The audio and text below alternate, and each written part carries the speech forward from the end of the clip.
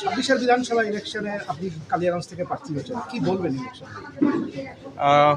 খুবই আনন্দের এবং আমরা সবাই প্রস্তুত, ক্ষেত্র প্রস্তুত। আমাদের ভোটের ময়দানে আমরা দেখা করব সবার সাথে।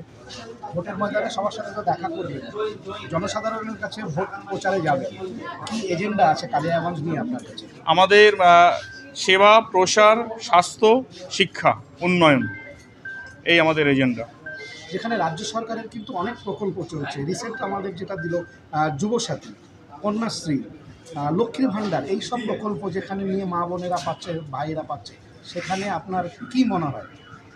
দেখুন, আমাদের পশ্চিমবঙ্গে এখন আমরা সবাই ভাতাজীবীতে পরিণত হয়েছি, যেখানে চাকরি নেই, মানুষের বেকারত্ব বাড়ছে।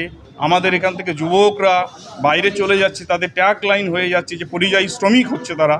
তো আমাদের পশ্চিমবাংলার বাঙালিদের এটা দুর্ভাগ্য যে আমরা পরিযায়ী শ্রমিকে পরিণত হচ্ছি, আমাদের মেধার ভ্যালুয়েশন হচ্ছে না। আজকে 26,000 ছেলেমেয়েরা আজকে পথে বসে গেল।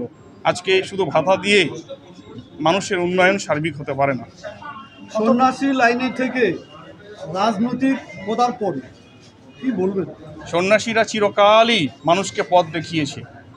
যখনই সমাজের বহু রকম মানুষ দুর্ভোগের শিকার হয়েছে, তখনই সন্ন্যাসীরা এগিয়ে এসছে। এটা ইতিহাস সাক্ষী রয়েছে, এর নতুন কিছু নয়। আগামী বিধানসভা ইলেকশনের আপনি পথ দেখানোর রাস্তা করছেন? আমি পথ দেখানোর কেউ নই। আমার মনে হয়েছে যে বর্তমান বাংলার যা পরিস্থিতি, আমাদের মতো শুভবুদ্ধি সম্পন্ন মানুষের সবার এগিয়ে আসা উচিত। আমি পথ দেখানোর কেউ নই। নতুন প্রজন্মে যারা ভোট দিবে, নতুন অনেকেই আছে, তাদের কি মেসেজ দেবেন? নতুন প্রজন্মকে বলবো, ভাই তোমরা উন্নয়নের সাথে থাকো, সবকা সাথ সবকা বিকাশ, তার সঙ্গে থাকো। তোমাদের মেধার, তোমাদের বুদ্ধির, তোমাদের পরিশ্রমের সঠিক মূল্যায়ন হবে। জেতার ব্যাপারে কতটা আশাবাদী?